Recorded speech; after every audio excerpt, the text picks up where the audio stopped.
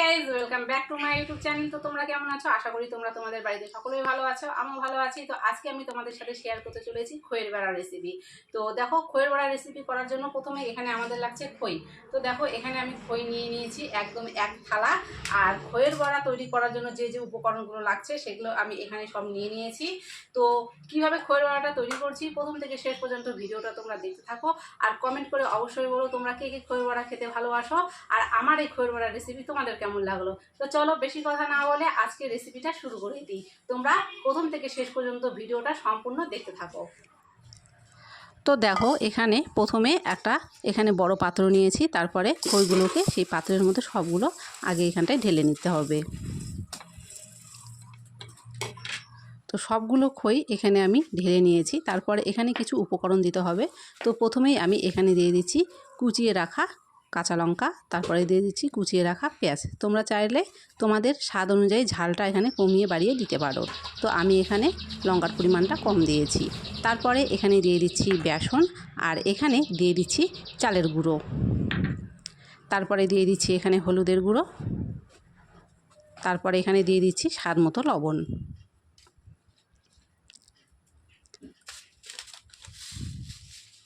আর এখানটাই দিয়ে দিচ্ছি একটু কালো জিরে। ব্যাস, এর থেকে বেশি উপকরণ কিন্তু আর আমাদের লাগছে না। তারপরে দেখো, অল্প অল্প করে এভাবে জলের ছিটা দিয়ে সবগুলো উপকরণকে খইয়ের সাথে খুব ভালো করে মেখে নেব।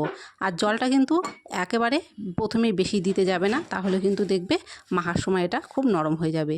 সেই জন্য অল্প অল্প করে জলের ছিটা দিয়ে এটাকে মাখতে হবে। আর খই কিন্তু একটুখানি জল পেলেই দেখবে খুব সহজেই নরম হয়ে যায়। তো যাই হোক, হাতের সাহায্যে দেখো এভাবে প্রথমে বড়ার ডোগুলোকে তৈরি করে নেব মেখে।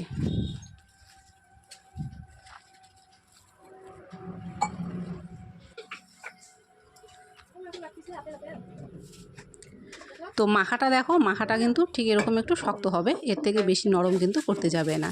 তারপরে হাত দিয়ে এভাবে চেপে চেপে যেরকম ইচ্ছা সেরকম আকারে তৈরি করে নিতে পারো।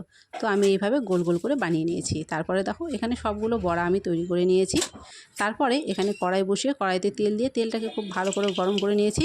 আর গ্যাসের আঁচটাকে কিন্তু আমি মিডিয়ামে রেখেছি। তারপরে এখানে বড়াগুলোকে লাল করে ভেজে নেব।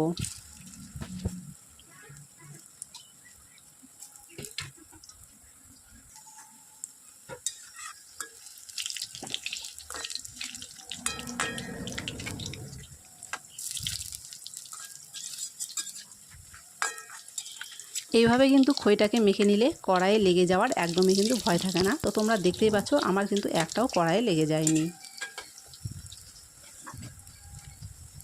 প্রথমের বড়াগুলো কিন্তু আমাদের সবগুলো ভাজা হয়ে গেছে। এখন এরকম অবস্থায় প্রথমের ভাজা বড়াগুলো তুলে নেব।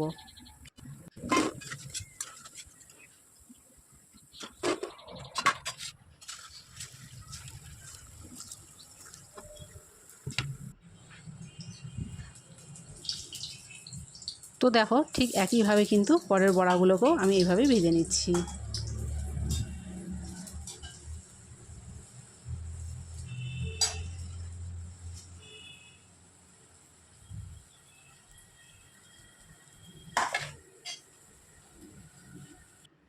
তো বড়া ভাজা হয়ে গেছে, আর এখানে আমি খেয়ে দেখছিলাম কেমন হয়েছে। তো এটা খেতে কিন্তু খুবই সুস্বাদু হয়েছে আর খুবই মুচমুচে হয়েছে। তো কেমন লাগলো কমেন্ট করে অবশ্যই জানিও, আর চ্যানেলটিকে সাবস্ক্রাইব করে দিও।